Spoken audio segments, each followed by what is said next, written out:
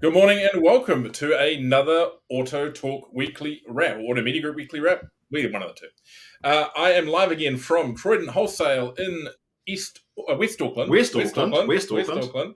Yes. Typical dealership office here. You're surrounded by photocopiers and whiteboards and paperwork. So we're right in the mix of it this morning. Dyson vacuums for some reason. Don't go there. It could be a weapon.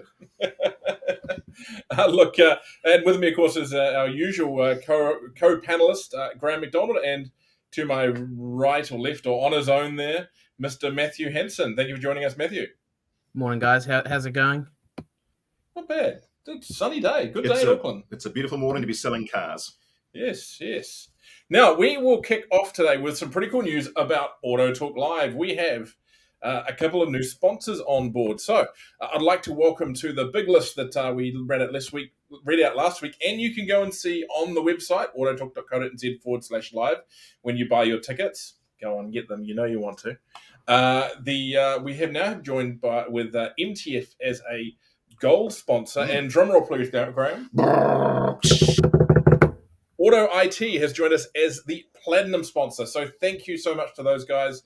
It's great that those companies are endorsing what we're up to, and it's just what's allowed us to make those tickets so reasonable for what you're going to get. So please do go and get your tickets. We're seeing them being bought in clumps of 5, 10. So you don't want to miss out on this one. You don't want to miss out at all. So that's a lot of heavy hitters, isn't it? It is. It's great to have them on board. Thank you so much. And getting really excited about that. We're going to announce some more speakers next week, and there'll be a whole lot more about the show again in the next magazine. Get in. Do not miss out. You want to be there, if for nothing else, for the open bar. Meanwhile, the news. What? Are you trying to be James May or something? That seemed to work. Oh, fair enough. So we have something that's not on the list today, but we're going to talk about it first off, and that is that today is the day for New Zealand Automotive Investments, or in other words, Too Cheap Cars Corporate Suit. They are having their annual general meeting. Now, this is going to be an interesting one because this has come after all the controversy and directors going and directors coming and directors then going again. And the new CEO coming, we mentioned last week, Gordon Shaw's taken on the role of interim CEO. That's going on today at the headquarters in Onehunga. We will have someone in attendance. It's going to be an interesting one. Stay tuned to autotalk.co.nz this afternoon.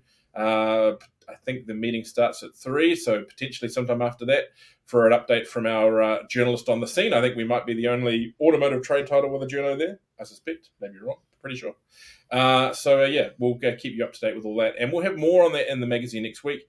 It's a really interesting thing that's developing there, and going to be interesting to see if they can get that dealership on the right course.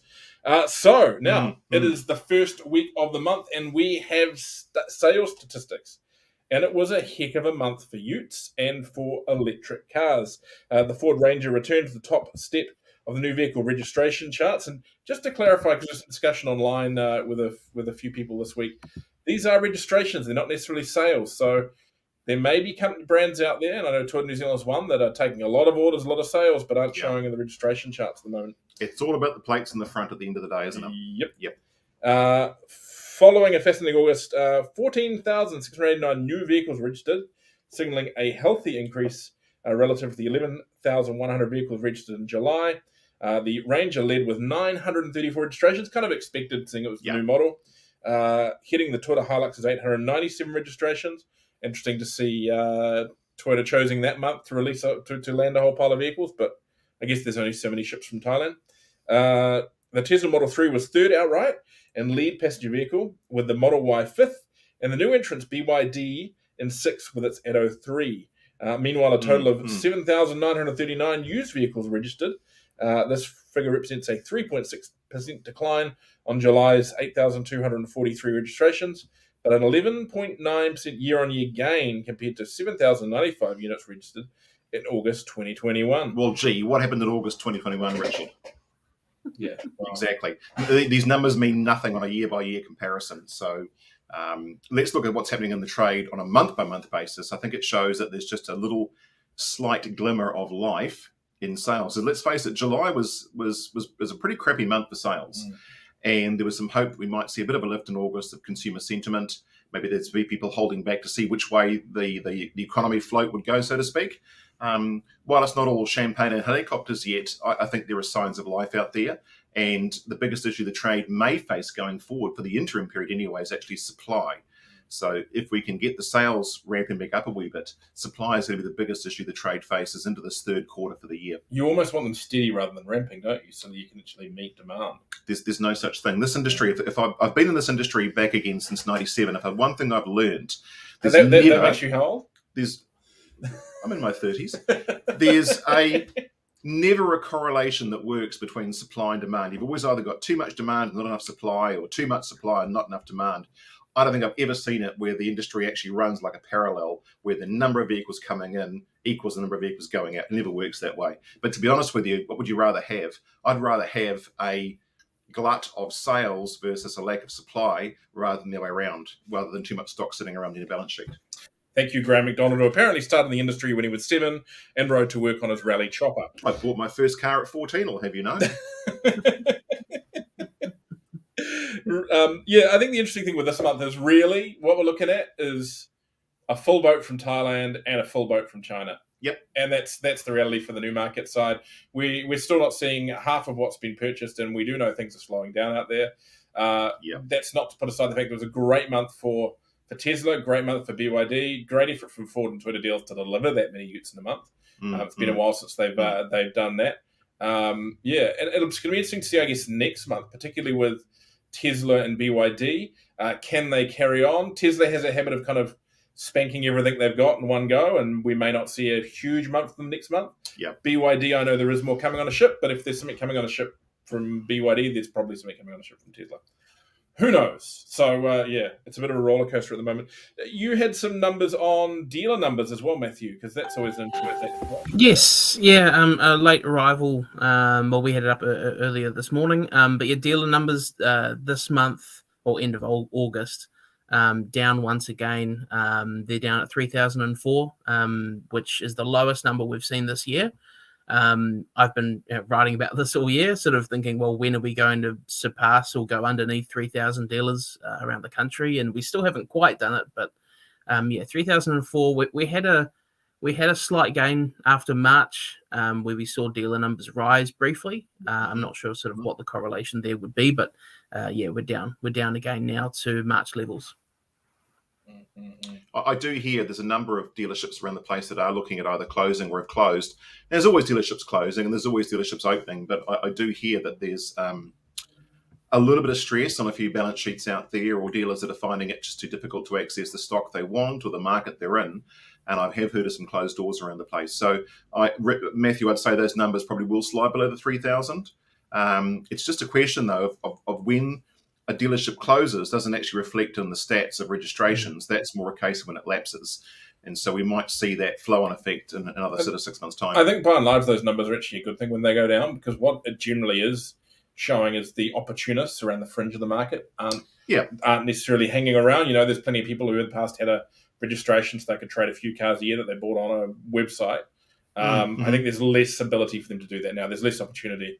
So it's good and bad. There's certainly stuff closing, but I think the stats more reflect just a reduction in those opportunities. Commodity traders that were doing, concrete mixers and gumboots last week. This week it was cars. Yeah. That didn't work. Next week, Dyson vacuum cleaners. Yeah. Now, Great Wall reveals a hybrid ute. Could it come to New Zealand? The answer is yes. Great Wall Motors has revealed its new Shanghai Cannon, a pickup, packing an intriguing array of powertrains, including a hybrid. Revealed over the weekend at the Chengdu Motor Show, the Shanghai Cannon is positioned as a more premium flavoured version of the Chinese marque's already on sale Cannon Ute. Whilst the hybrid and turbo diesel engines weren't confirmed at the event, GWN did detail the V6's figures, though, stating that the powerful option offers 260 kilowatts of power and 500 newton meters of torque, which would make the Cannon the most powerful diesel ute in the market. Now, I don't have any confirmation on the V6 diesel, but I do understand that is coming. But more interesting is I pretty much had a solid confirmation that a hybrid version of the Cannon is coming next year. It's a 4-cylinder petrol hybrid, not plug-in, but fairly serious torque figures and towing abilities being put out there. And I think that could be, certainly for the fleet side, a compelling vehicle. That Cannon is becoming reasonably popular. They're struggling a bit with clean car, as so many are. but having a petrol 4x4 hybrid towing 3.5 ton, hopefully and there's the trick. There's the towing capacity, and that market means everything. Yeah. So just speaking to one of the technical guys there, they say that it has got the torque to do it. The question is whether they get the rating. They don't have a confirmation yet. I would suggest they will. My understanding is that compared to some other Chinese brands, Great Wall does understand that New Zealanders like to tow. To the point where we were just talking about one of their small electric cars, and they're saying they'll probably put a tow rating on that because they know that that's what Kiwis and Australians want. So that's going to be an interesting one. The interesting thing is they have a range of hybrids coming in regards to. I'm just pulling up my notes here. I'm going to say, what do you do pulling up your notes? Is going to say that, so the big questions for the trade might be durability.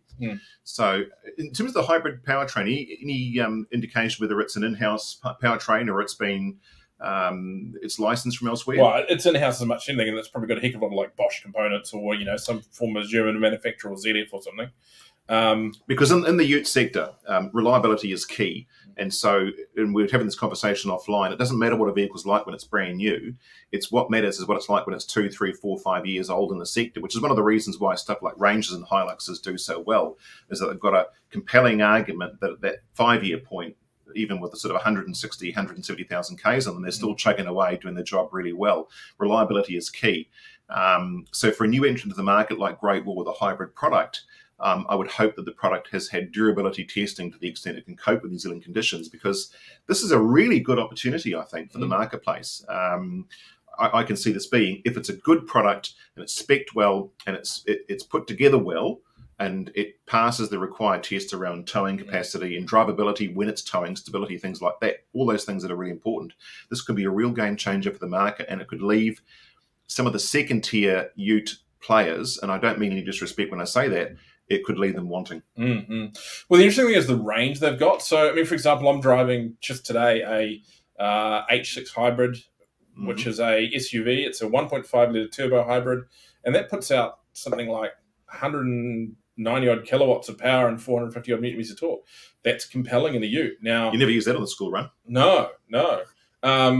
So we'll see. But from my understanding, Great Wall actually have a range of powertrains, of hybrid powertrains, right up into V6 turbo petrol hybrids with huge power figures.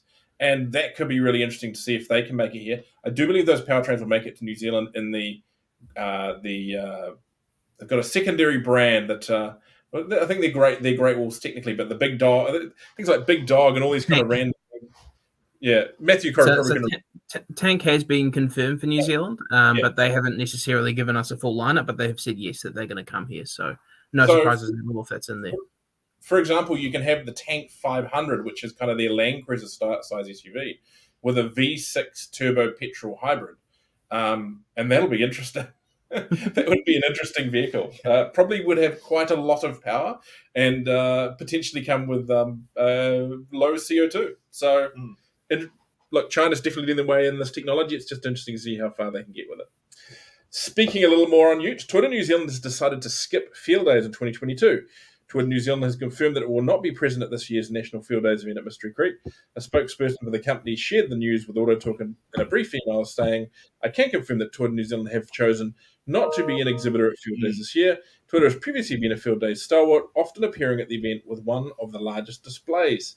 Why would they? Why bother turning up, paying all the money to turn up at Field Days when they can sell every single thing that they can screw together, and they can't get half of what they want to have screwed together in the first place? So it's a bit of a no-brainer, really. No disrespect to Toyota. I think at the moment there's all sorts of issues around supply. This is maybe not the year to be investing so much resource into the Field Days. Do we know who else is coming and not coming yet, Matthew? I shall pull up a list. I'll do what's typical of this stream today. Look at my notes. So currently, who's confirmed? Hyundai, Isuzu, Ford, Mitsubishi, Volkswagen, and Nissan are all confirmed.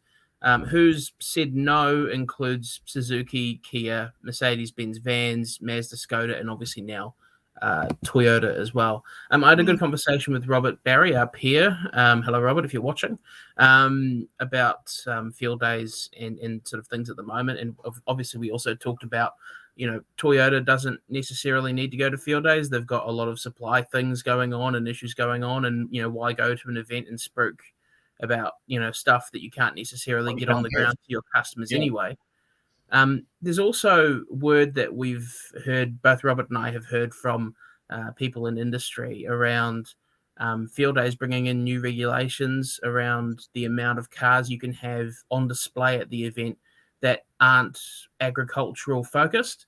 And I had a conversation with someone else in the industry from a car brand a few weeks ago, and they were talking about, they were kind of confused about, well, what does that even mean? Is a 4-wheel drive SUV not included in that? I mean, you could, I think, make a fair point that that's a farm-related vehicle. Obviously, utes are included, but brands like Skoda and a few others would probably look at that and go, well, I guess we shouldn't go. Yeah. You put a bale of hay in the back of a Kodiak. I think the rule is you've got to have 2 specifically agricultural-based vehicles on show, and there's not, unless you're a ute brand, that's hard to do. So here's a conspiracy theory for you then. Is there some concern, do you think, amongst the field days management that the moving of the date may not have been the wisest of moves, and they're trying to pitch the event back to the agricultural sector so that effectively your farming core don't see this as being overtaken by the city folk who want to buy a new SUV from Alpha to drop the kids off at school instead? And they're trying to hone that focus back down towards an agricultural event, if you like, to make up for the fact that it's actually at the wrong time of the year. My suspicion is they're just running out of space. I mean, they've been really stretched for space in the last few years. Yeah. And you've got to walk a heck of a long way from the core area to get to some of the agricultural stands because of the areas where they can fit the car companies. And I wonder if that's that, or whether they're just wanting to see a little more of an agricultural focus at the stands. I mean, I know there was one brand that I won't name where their stand pretty much looked like a showroom display from the middle of Auckland. And I kind of get why field days might get a little bit upset with that. In fact, I saw their same stand assembled at an electric vehicle event. And I get that. I get that they want to have, it's cost effective for the distributor to do that, but what does that mean for the people who are going along for field days, not to go to a car dealership? You would argue and say that Wayne from, say, Dunsandel is going to buy himself a new class hay baler and a couple of rakes, might also want to pick up a Swift for Miranda, the little lady back at home too, while he's there. So the difference between that stand that I'm talking about, between the electric vehicle show and field days, was they put hay bales around. Well, that makes it all right, doesn't it? I've always thought that's just the worst kind of marketing. Yes, it's like putting balloons on your dealership. It's like, oh, balloons, I must buy a car from there. Hay bales. Right, now our final story for the day is major transport projects flashing red. I saw the flashing and I thought it was something different there for a second. More than half of the government's ongoing projects under the $8.7 billion transport package of the New Zealand Upgrade Program have been flagged for time frame and budget blowouts. NZ Transport Agency Waka Kotahi has marked 10 of the 18 projects as code red as of the end of April to signal the current constraints in time frame and budget. I'm amazed anyone even thinks this is news. Well, surprise. I mean, pretty much everything you're building at the moment is overcost and over time at the moment. My big concern with the NZTA and roading at the moment, Waka Kotahi and roading at the moment, is what the heck has happened to maintenance budgets? Because I know they've had a bad winter, but the roads are just appalling. Oh, they're all over the country. They're terrible. They are in the worst possible shape. And the worst thing is it's new roads that are being built and are falling to pieces. We're seeing... we're seeing brand new laid sections of Dome Valley falling to pieces straight away. And that's State Highway 1. I don't get it. Something's going wrong there. Maybe they've got the bids wrong. Maybe some of these companies are just trying to see what they can throw NZTA and get away with the minimum. I don't know. But hurry up and build these roads, NZTA. I want the Warkworth motorway open. The Holiday Highway, as it's been dubbed. Yeah. The Holiday Highway that goes to the homes of many young families and growing communities in the north, and the burgeoning economic centre of Whangarei, the Holiday Highway that, apparently... Isn't that a political slap in the face? I've always felt that is just the rudest of sentiments, is for politicians, and you know who you are, dubbing that the Holiday Highway, as if somehow anyone who lives any further north than, say, I don't know, Silverdale is just either a hick or a holiday maker with a house in Matakana. It's just plain rude. Yeah. I mean, should we start calling Transmission the holiday highway for Wellington up to the MP's holiday homes in Raumati? And I bet all the naysayers about Transmission Gully right now are saying, yeah, that actually wasn't a bad idea right now, Pukerua Bay. No one's complaining now, right? Yeah, exactly. Right, all good. It's a nice, short, sweet one this week. Thank you so much for listening. Don't forget, Autotalk magazine will be out next week. Don't forget, we'll have more on the NZAI annual journal meeting this afternoon. And don't forget to go to autotalk.co.nz live and buy your tickets because we are ready for a party to follow an intensive day of professional development. Thank you so much, Graham. Thank you so much, Matthew. We'll catch you around next week. Happy trails. See ya.